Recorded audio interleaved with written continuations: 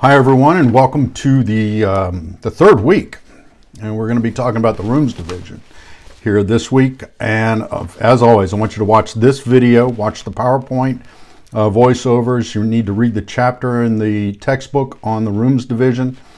Take the rooms division quiz, which I believe I put 25 questions in that plus one bonus question. And go to the discussion board for a question that I put out there for you guys. By the way, I have read all of those, responded to most of them.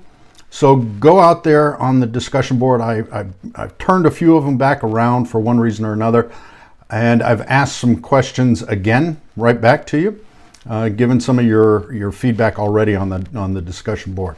Feel free to chime into others as well. Most of you are doing that already, but if you haven't, feel free to. That's all a part of the engagement and all a part of the class. In my opinion, that's really where you learn most, is through interaction with me and through interaction with each other.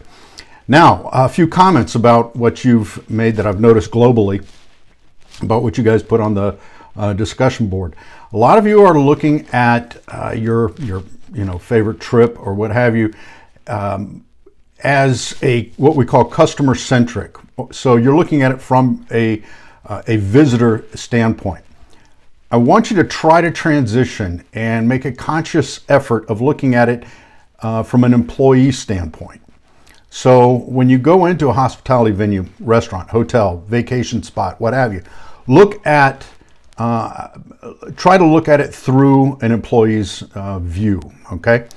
Now, even some of you stated it feels like you want to work there because it feels like you're living in a constant vacation.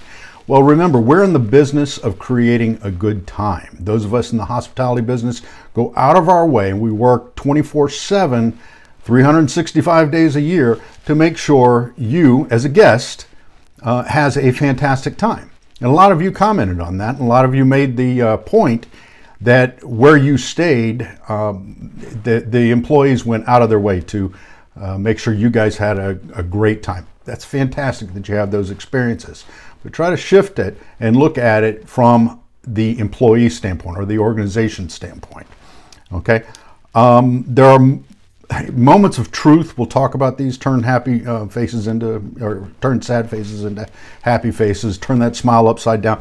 It's all kinds of language that we use to capture that moment when we do service recoveries. And we'll be talking a little bit about that as we go forward this semester.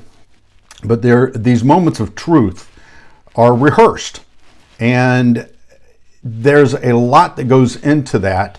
It may just be something, as simple as giving somebody an umbrella on a rainy day as they're walking out of your hotel. So, pay attention to that. Again, here's something that's very important. I think it's a really good illustration of an ethos or a saying out there that the Ritz-Carlton has. They say, it's their motto almost. Ladies and gentlemen, taking care of ladies and gentlemen.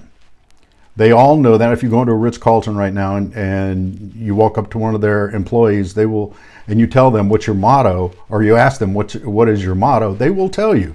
It's ladies and gentlemen, taking care of ladies and gentlemen. So keep that in mind when you go to your next hospitality experience.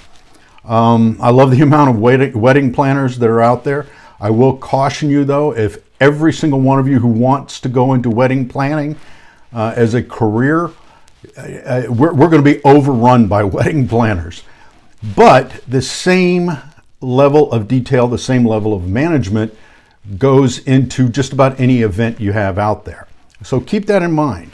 The Walmart annual shareholders meeting is without a doubt a fantastic event, and there are event planners all throughout that.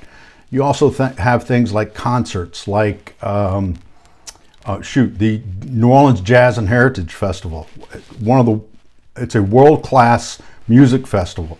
Bonnaroo, another one. Burning Man, another one. All of those have event planners in the mix.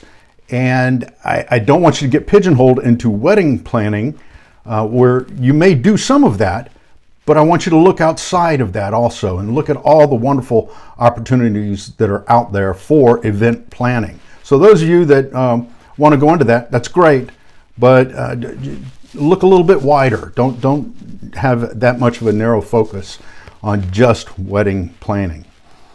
Let's see here. Like I said, we're in the business of creating a good time. Early on in my career, I was taught a saying, and it goes like this: we are in the business of the painless extraction of cash. That means that we want to create an experience out there where people are willing to reach into their pocket and throw money at us in exchange for the experience that they had. It is very painless. Now, we've all been in situations where it's a painful extraction of cash. You look at the bill at the end of a lousy meal. You are checking out of a hotel and you can't believe how much it is and how much they've added on. And no, that was painful to pay those bills. Or you've been to concerts where you're thinking, oh my God, this is the worst concert I've ever been to. Why did I pay whatever I paid for? Those are painful extractions of cash out of your pocket or out of the, your guest's pocket. We're in the business of painless extraction of cash, if you will, but that looks at things from a management standpoint or the event planning standpoint or the hospitality workers and management standpoint. So take a peek at all that. Like I said, there's questions in there on for your quiz this week, 25 questions, 1 extra credit. As always, if you have any questions, please let me know. And thank you guys very much for your participation and the questions and the communication I'm getting. Keep that up. Thanks.